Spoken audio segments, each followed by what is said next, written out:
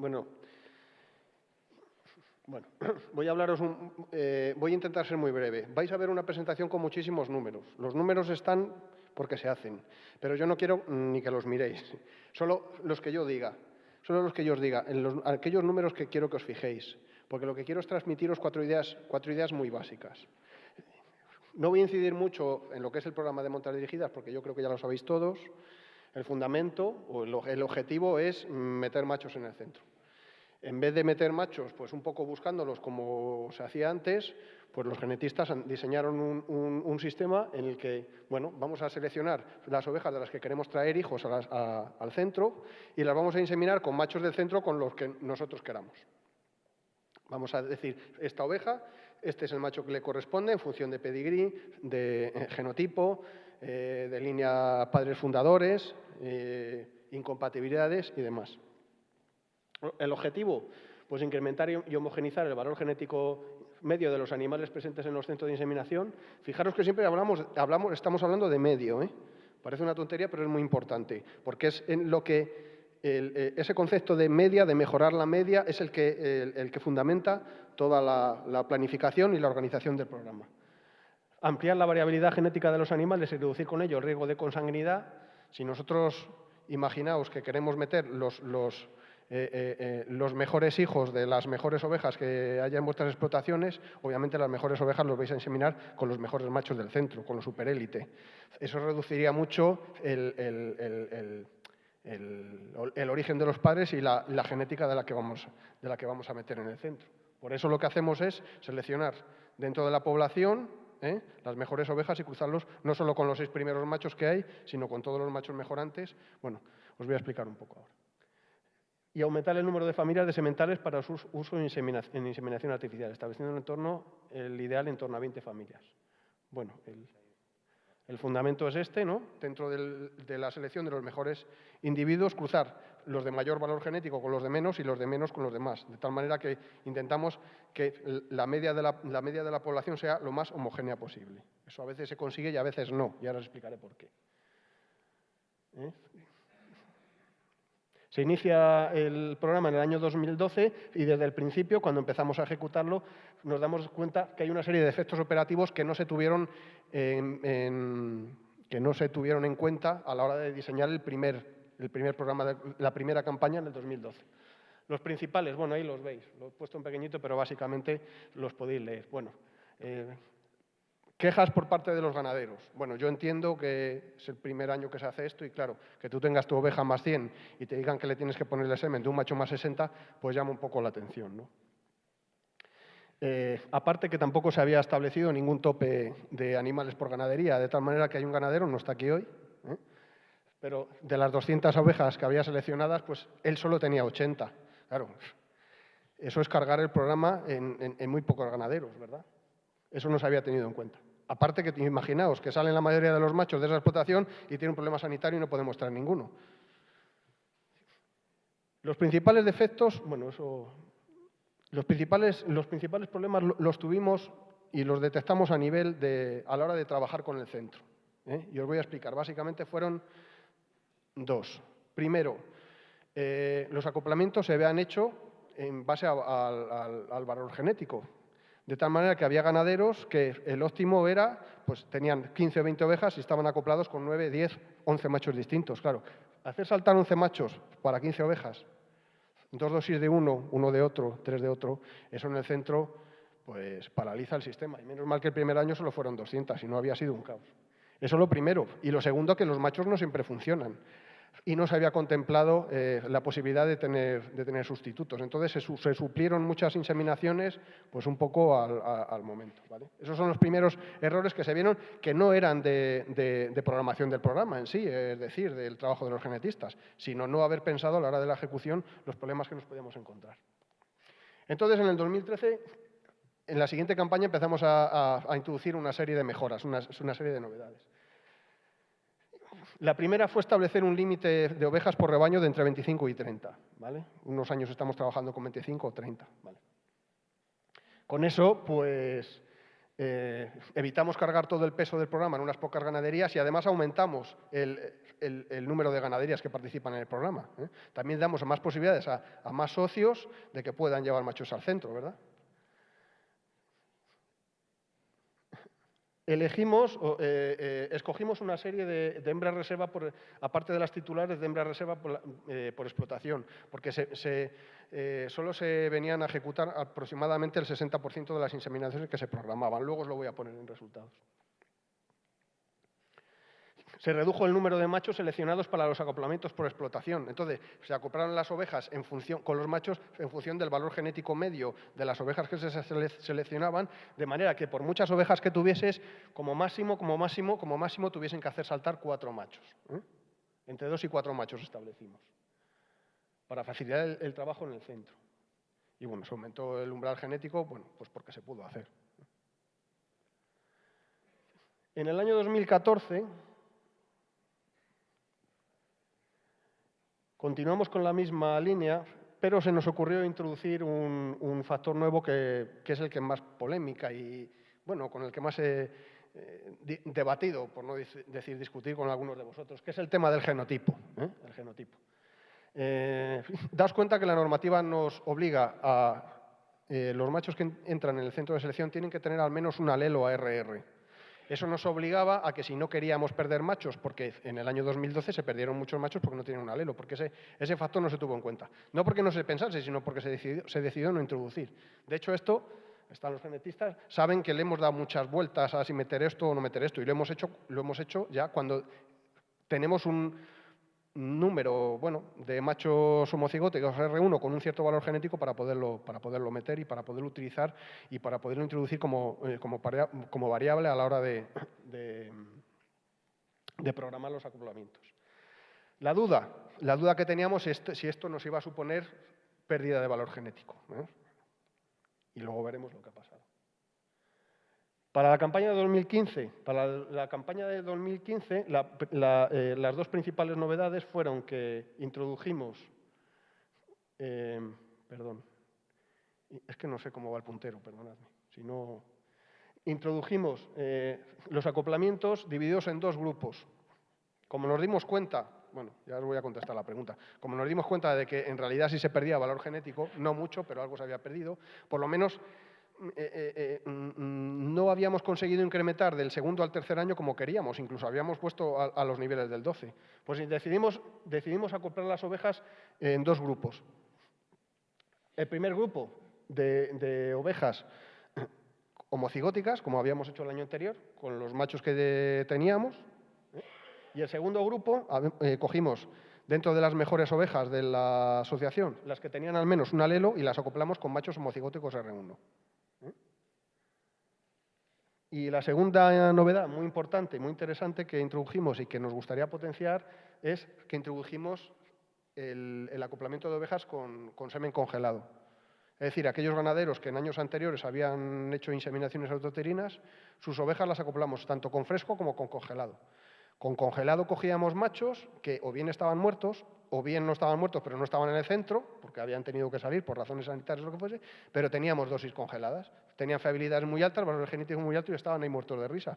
Oye, pues aquellos ganaderos que hacen intrauterinas podemos aprovechar esas ovejas y ponerles ese semen, ¿no? Y es lo que hicimos. Bueno, esto es un poco el resumen de resultados de la campaña 2012 a 2015. De aquí lo que quiero que os fijéis es que año a año se ha aumentado el número de ganaderías que participan y el número de machos que se emplean, y que el porcentaje de ejecución de inseminación, es decir, sobre las que programamos, se vienen a realizar en realidad alrededor de un 60, 65, 67%. El resto se pierde. Bueno, ahí están un poco cómo se reparten las inseminaciones, no tiene mucho interés. Esas son las pérdidas de inseminaciones en el año, el resumen por causa, pero lo que quiero que os quedéis es con esto. Hemos clasificado las causas de pérdida de inseminación, es decir, por qué una oveja dirigida se deja de inseminar, porque se pierde. Entonces lo hemos dividido en 3 grupos. Como veis, uno, digamos, a ver, ¿cuántas se pierden? Pues porque el programa falla. Pues la principal razón de que el programa falle es porque llegan tarde y por ejemplo, se comunican tarde. Y esas ovejas a lo mejor ya están cubiertas y no se pueden inseminar, ¿no? O porque no se ha realizado el acoplamiento. Las ovejas han llegado, tú me las has mandado, pero el veterinario que lo tenía que hacer se ha olvidado, se ha ido de vacaciones, o yo qué sé, o lo ha hecho mal, o se ha quedado dormido, o lo que sea, ¿no?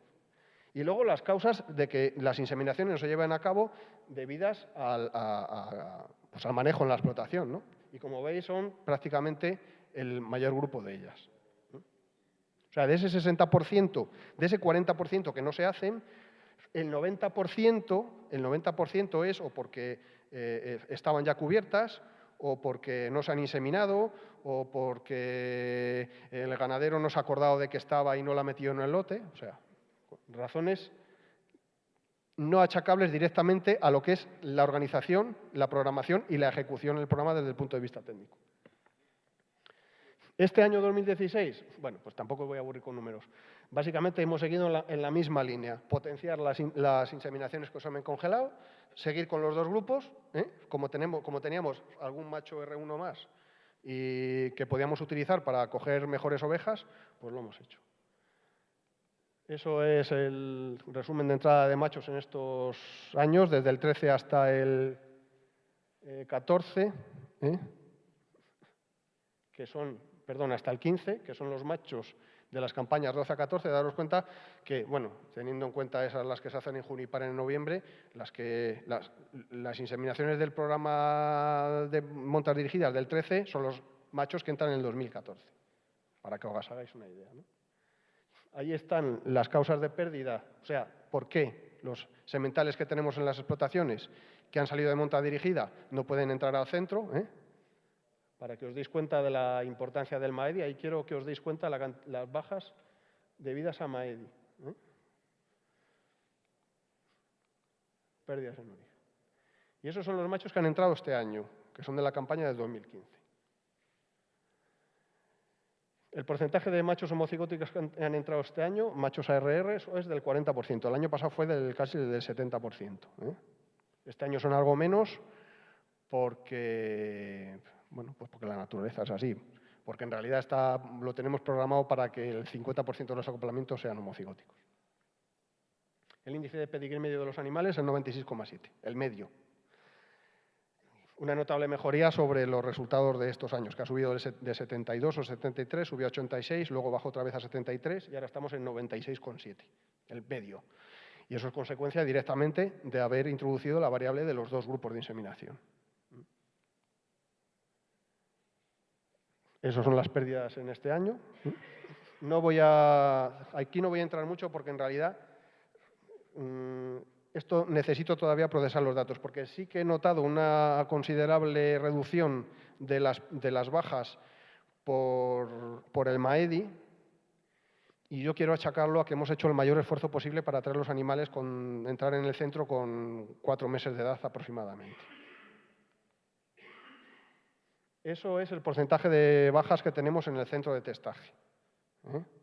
No tiene mayor interés salvo por la segunda parte de la charla, que es la que os voy a...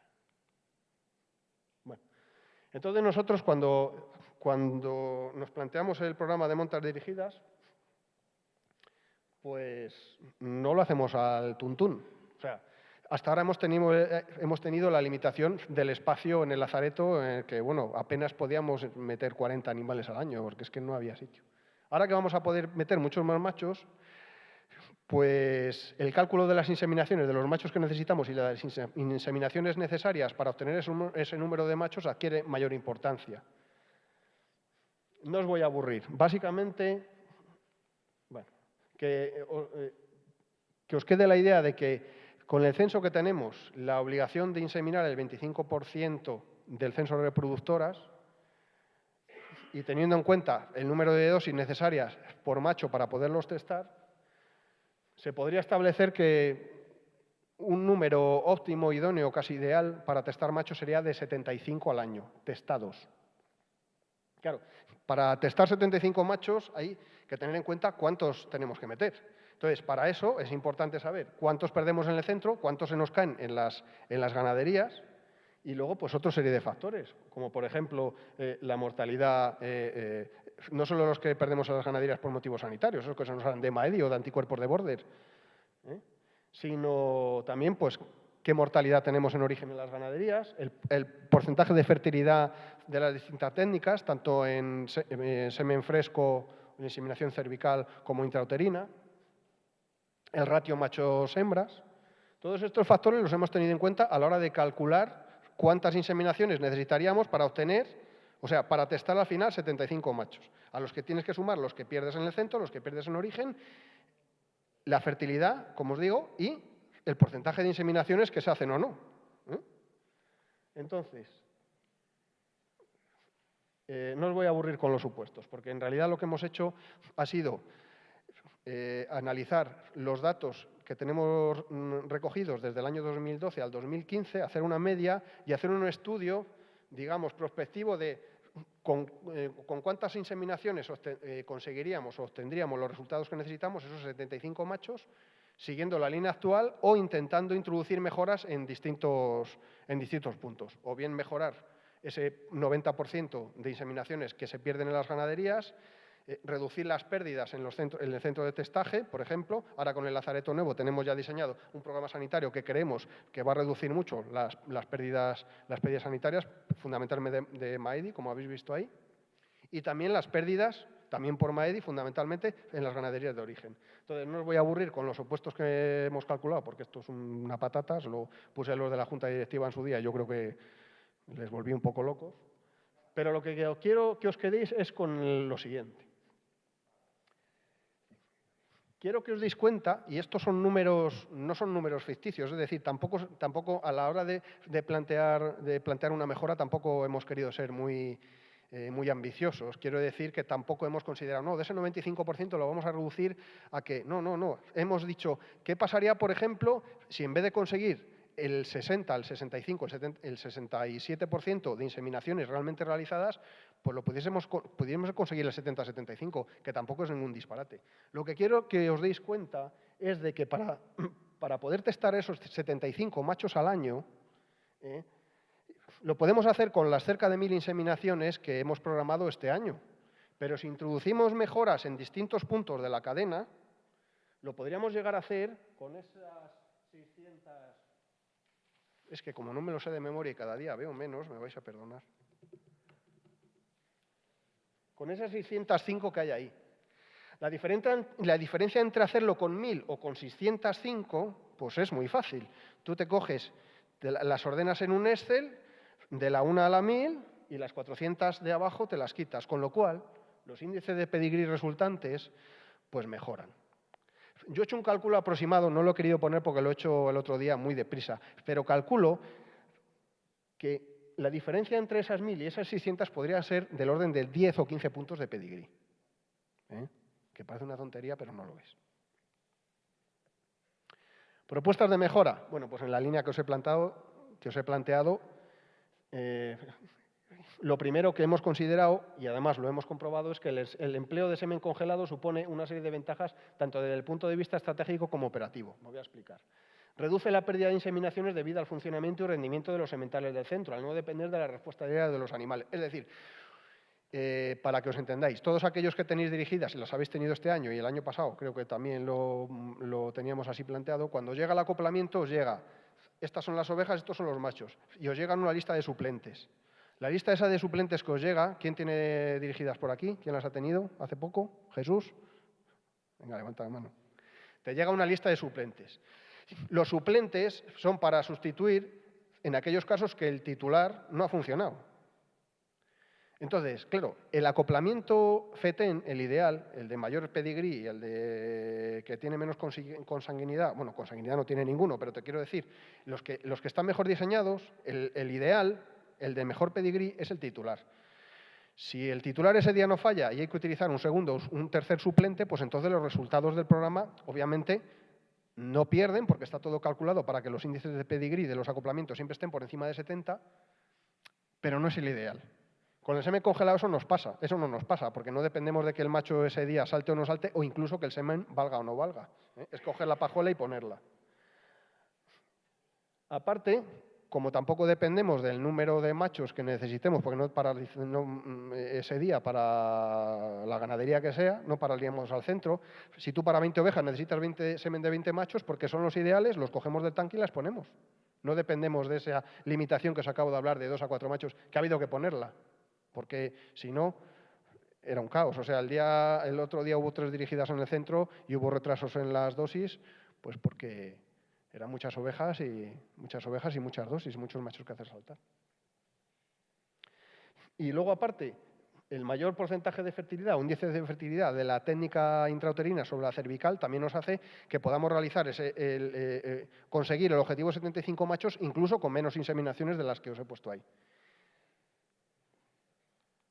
Y entonces, pues hemos hecho un cálculo pues parecido al anterior, con los mismos supuestos de mejorar, reducir el MAID y aumentar las inseminaciones y introduciendo un distinto porcentaje de inseminaciones con semen congelado. Entonces, pues ahí veis, tenéis la comparativa, 0% congelado, que son los mismos números que habéis visto antes, y distintos porcentajes de congelado, haciendo el 10% de las inseminaciones dirigidas con semen congelado, el 25%, el 50% o el 100%.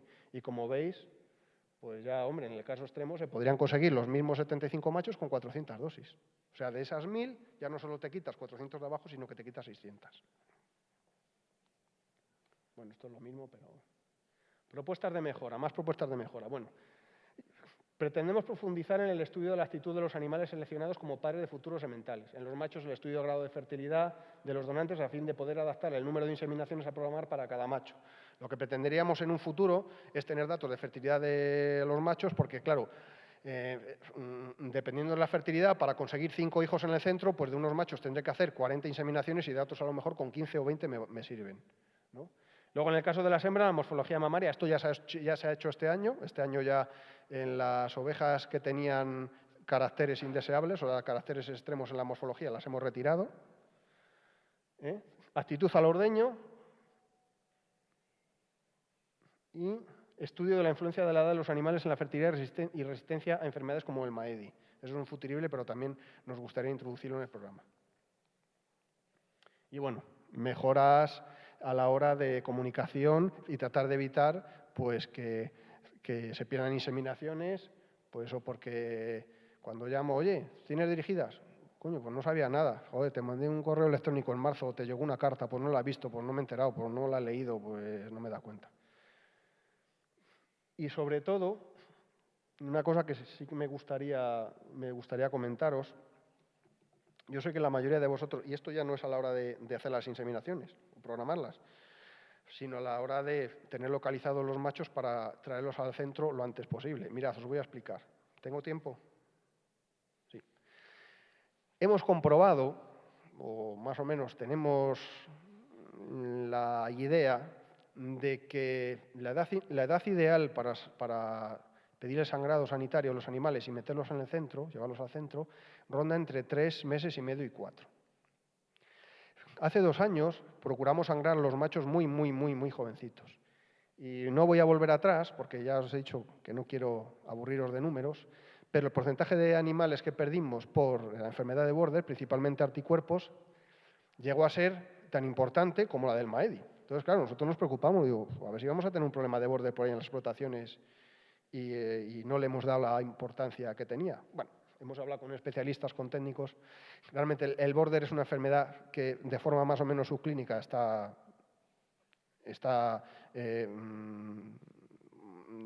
diseminada, digamos, o extendida por la comunidad de Castilla y León en un porcentaje no bajo, precisamente. Y resulta que los anticuerpos calostrales que los animales adquieren a través de la madre, pues pueden perdurar hasta 2 meses y medio, incluso 3 meses en el animal. Entonces, claro, si sangramos el cordero con 2 meses y medio o con 2 meses, pues a lo mejor no nos sale de MAEDI porque lo hemos hecho muy joven, pero nos sale de anticuerpos de Border, con lo cual lo perdemos igual. Entonces nos hemos dado cuenta que los machos que hemos sangrado este año, que hemos procurado hacerlos con 3 meses y medio de edad, pues los resultados han sido bastante mejores y las bajas han sido muchas menos. No solo en origen, sino en el propio centro. Si volviese atrás,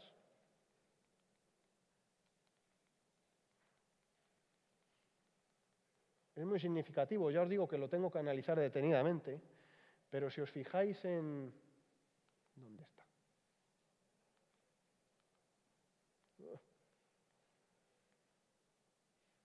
En la campaña 2015. Si os fijáis aquí, no tengo por lotes. No lo tengo por lotes. Bueno, os lo voy a explicar. En los animales primeros que introdujimos en el centro, por ahí por febrero o marzo, que eran los que habían nacido en noviembre, se nos fue un poco la edad. Y el porcentaje de bajas estaba en torno al 30, 30 y tantos %, que es el que habitualmente tenemos. Los machos que hemos podido meter en el centro en los meses de mayo, junio, julio, agosto, septiembre y octubre, los hemos metido casi calculados con 4 meses de edad. 3 meses y medio, 4 meses de edad. Hemos tenido mucha suerte porque este año las analíticas han ido muy bien en el centro. De hecho, en el último sanamiento, de 60 animales que tenemos en el lazareto, no nos ha salido ningún positivo a MAEDI. Y nos hemos dado cuenta que en estos lotes que hemos estado metiendo, hemos estado introduciendo, pues el porcentaje de bajas apenas ha superado el 15%. Entonces, eso nos hace pensar que esa edad de sangrado de los animales viene a ser casi la ideal.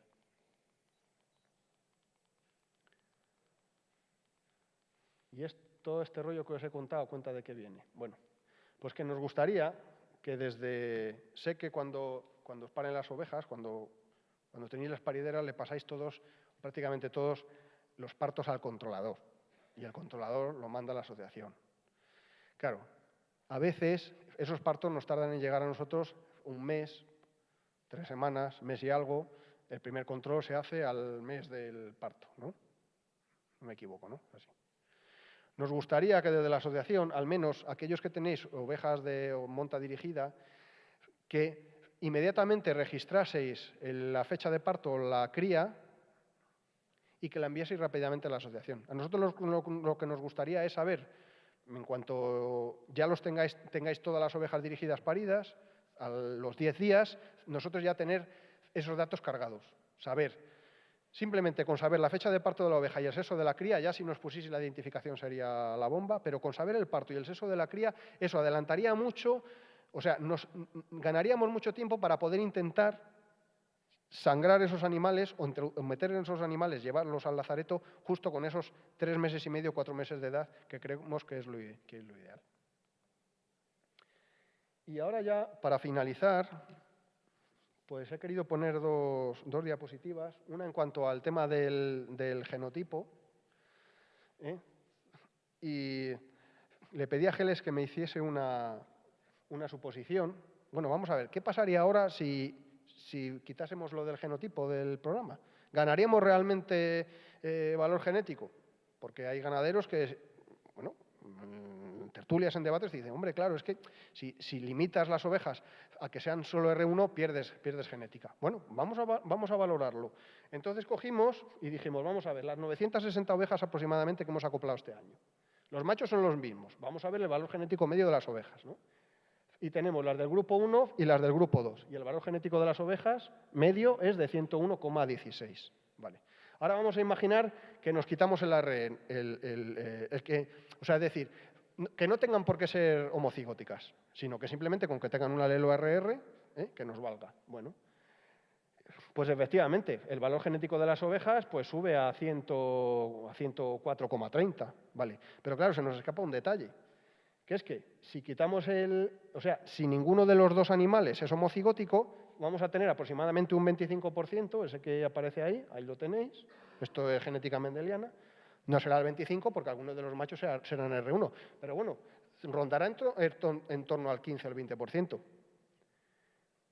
Claro, como perdemos ese 25% o ese 20% de machos, tenemos que aumentarlo o añadirlo al número de ovejas que vamos a inseminar. Entonces ya no serían 960, necesitaríamos coger 1.200 ovejas si quitásemos el factor R1 o el elemento R1 de los acoplamientos. Y al final nos queda un valor genético medio de 96,93. Es decir, la diferencia ahora mismo consideramos entre seguir esta estrategia o cambiarla, bajo nuestro punto de vista, es irrelevante. Y bueno, esta última la he querido introducir para que veáis que, bueno, no siempre los índices de pedigrí nos dicen lo que van a ser los animales. Todos esos marcados en amarillo son machos mejorantes cuyo índice de pedigrí estaba por debajo de 50, cuando se metieron en el centro. Y bueno, y con esto pues espero no haberme extendido demasiado. Si tenéis alguna pregunta.